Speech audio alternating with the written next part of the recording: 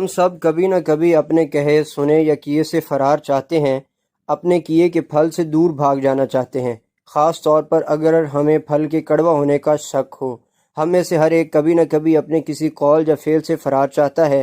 ذمہ داری سے فرار کے خواہش مند کے سامنے 12 راستے باہیں کھولے کھڑے رہتے ہیں، اپنے ماتھوں پر خوش آمدید کی تختیاں سجائے یہ دروازے اپنے مہمانوں کو گلے لگانے کو تیار رہتے ہیں۔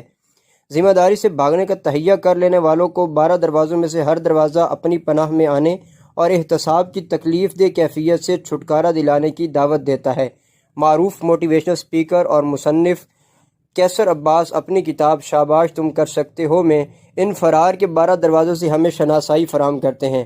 فرار کا پہلا دروازہ: میرے پاس کوئی اور راستہ نہیں تھا۔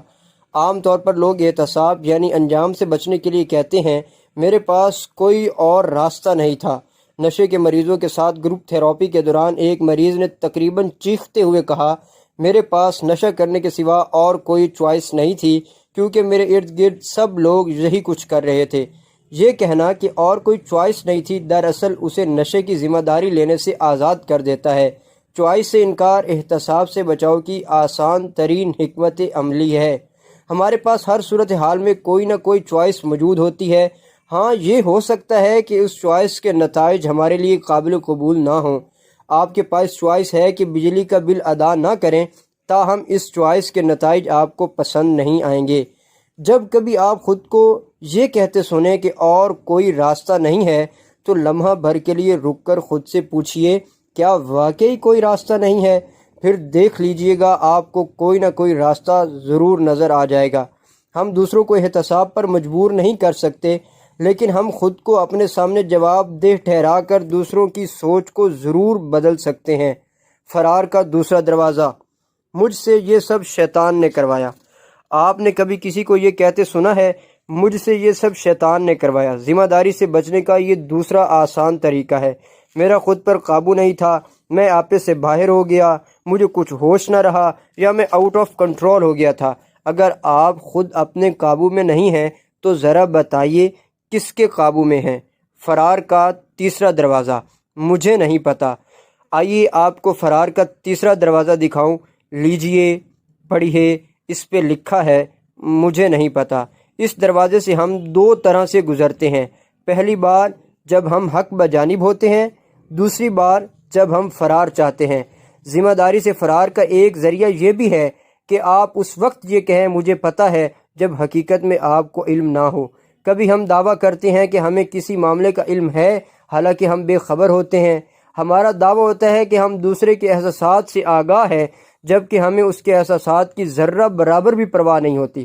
جانتے ہوئے انجان بننے اور نہ جانتے ہوئے جاننے کی ایکٹنگ کرنے سے ہم خود اپنے لیے ایک گہرا گڑھا کھود رہے ہوتے ہیں۔ اس گڑھے کو اور گہرا کھودنے سے خود کو روکنا بھی آپ کی اپنی چوائس ہے۔ ایسے لوگوں سے ملنا یا ان کے ساتھ رہنا کتنا مشکل ہے جو اکثر یہی کہتے رہتے ہیں کہ مجھے نہیں پتا۔ میں اکثر پوچھ لیتا ہوں اگر آپ کو پتا ہوتا تو آپ کیا کہتے؟ آپ کو حیرت ہوگی کہ 80% لوگوں کے پاس ایک سے زیادہ جوابات موجود ہوتے ہیں، حالانکہ چند لمحے پہلے یہی لوگ بے دلی یا شاید بے دھیانی سے کہہ رہے تھے مجھے نہیں پتا۔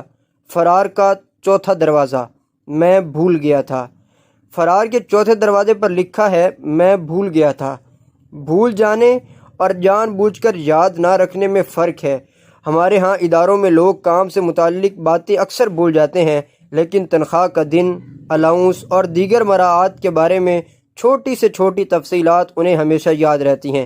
جب ہم یاد نہ رکھنے کا فیصلہ کر لیں اور یہ کہیں کہ میں بھول گیا تھا تو یہ ذمہ داری سے فرار کے سوا اور کچھ نہیں۔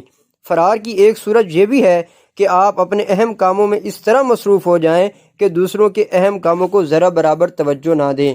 فرار کا پانچواں دروازہ: میں کوشش کروں گا۔